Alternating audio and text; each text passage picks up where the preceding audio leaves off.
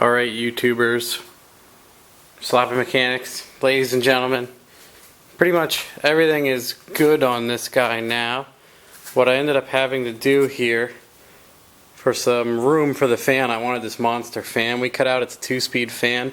I cut the rad support out of the car, and I'm going to put hood pins and everything in it. No big deal, because it afforded me a ton of room here to do everything I wanted to do with the front end, but everything is running good. The coolant system is already there.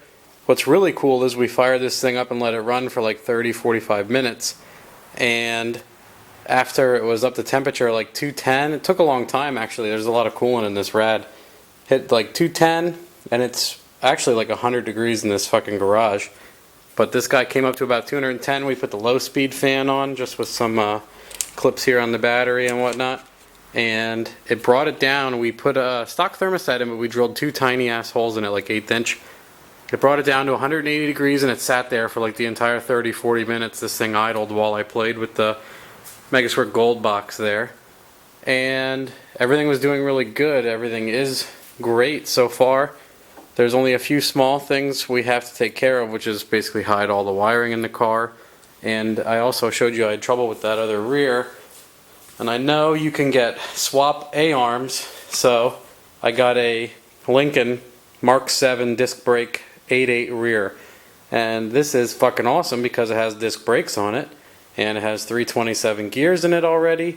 And this is actually an ABS rear, which I won't be using the ABS, so I guess I'll just keep it in there though, because I think I need, depending on your axle size and everything in here, nice forward disc brakes. What was really funny is this Lincoln had fucking wheel locks on the wheel, so we used an axle to bust the fucking wheel lock off in the junkyard. That was hilarious. Someone took the lugs and was probably going to take the wheels. They're like a nice BBS knockoff. So me and Corey used an axle and fucking axemen that shit off. Hammered the wheel lock off. That was hilarious. Nothing else to say about that. Anyway, everything else is doing pretty good. We got the intercooler and everything in there. To get the rad where I wanted, this rad was actually very tall by the time I got it forward. We ended up cutting the bottom of the rad support out and lowering it like 2 inches. So this rad was actually 2 inches higher, if you can believe that. It was very high. So we tucked everything in there pretty nice. We did a very nice shitty job. I plasma cut the rad support out and we welded some bullshit in there, and now it's in there great. And this is some good information for you guys.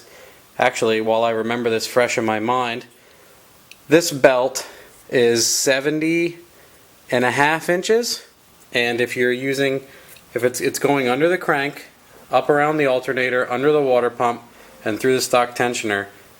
Not using this guy where the other idler can go, you can use that for extra tension and double wrap under here and make it really tight.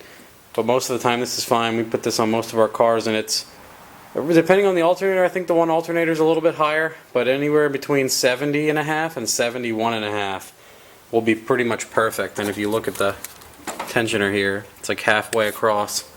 But everything else is going pretty good. Pretty happy with everything so far. My oil drain and feed were working great. Everything else is doing good. I just have to make a little bit of a tie down for this guy and the fan, and put that wiring harness in the car and hook up the transmission controller. And we have to take the throttle cable here, and what we do is, actually I have no bracket on here. I gotta go through I have a bunch of intakes up there, like 4 of them I think I can see from here, and we put this cabling in, and we put little cable crimps on it. Focus, yes. This is what we put on the things. I'll probably use the cruise control one and clip it on to the throttle, and we'll see what happens from there. A little bit of dust gathering on this poor Malibu here. She's been sitting, but other than that, everything is ready to go. Hopefully I get my swap arms, which I purchased, stepping on shit, a day or 2 ago. So hopefully they ship this week, being the holiday shit going on. Get the swap arms, get that shit in there. Once the rear is in, we can measure a drive shaft. Once the drive shaft is installed, I can, I better have the transmission and everything else ready to go then, because we'll take it for a fucking drive. So everything else better be tucked away. But that's the update for now.